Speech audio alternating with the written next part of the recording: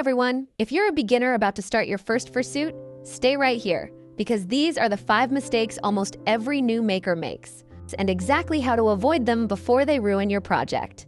Welcome back to the channel. Today is a beginner-focused guide to fursuit making. Everything in this video comes from digging through community advice, maker tutorials, Reddit threads, Discord chats, and hundreds of shared experiences. The point is simple: help you skip the most common frustrations so you can actually finish your suit. Let's get straight into it. Number 1 mistake: getting completely stuck trying to make everything perfect before you even start cutting fabric. You redraw the same pattern 20 times, spend weeks agonizing over tiny ear curves or exact color placement, and suddenly you realize months have gone by and you've barely made progress. Why it happens? Materials are expensive, the project feels intimidating, and the fear of ruining your first suit freezes you. How to fix it? Set hard, small deadlines. For example, this weekend I finished the foam head base no matter what. Accept good enough for now and move forward. Your first suit is practice. Almost every experienced maker will tell you their second or third suit looked dramatically better simply because they actually completed the first one. Momentum beats perfection every time. Number 2, rushing ahead without double-checking alignment or orientation. Sewing toes on backwards, attaching fur so the pattern runs the wrong direction, then discovering it after you've already done 10 more steps. Why it happens? You're excited, you want to see it come together, so you skip the slow test fit part. How to avoid it? Force yourself to do mock-ups. Pin or tape everything together, hold it up to a mirror, take phone photos from every angle. Step away for 10 minutes, come back, and look again. Mark fur direction arrows clearly on the backing. For sewing, baste first and check twice before final stitches. 5 minutes of checking can save you hours of seam ripping.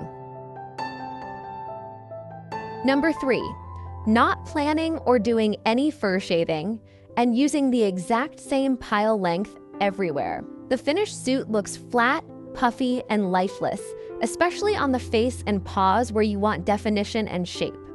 Why it happens? Beginners don't realize how transformative shaving is, or they're scared they'll cut too much and destroy the fur. How to fix it? Plan your lengths from day 1. Longer pile for fluffy areas like chest, bellow, tail. Shorter, trimmed areas for muzzles, eye sockets, inner ears, and paw pads to create contrast and realism. Use pet clippers or scissors, go in light layers, brush out frequently, test on scraps first. The before and after difference is massive. Number 4, ending up with noticeable asymmetry. One side of the face higher, paws mismatched, claws uneven. Why it happens? Cutting freehand without proper guides, not mirroring patterns correctly, or small errors compounding when you flip pieces. Fur hides mistakes until it's too late to fix easily. How to avoid it? Make symmetry non-negotiable. Fold pattern paper and cut both sides at once, or trace one side and flip it exactly for the mirror image. Label every piece left and right. For foam heads, take progress photos and compare sides side by side on your phone. Quick silhouette check. Roughly tape pieces together, snap a photo, and trace over it in any basic editing app to spot wonky proportions early. Number 5, abandoning the project because it looks awful at the 70–80% mark. Foam is lumpy, fur is patchy, seams look messy. You think this is hopeless and shelve it forever. Why it happens? Fursuits almost always look rough until the very last 10%. Shaving, eyes, lining, final assembly. The transformation is real. How to fix it? Trust the process. Literally every maker says their suit looked like garbage until the end. Force yourself to keep going. Even if the finished product isn't perfect, completing it teaches you more than any unfinished project ever will. Quick bonus tips from the community.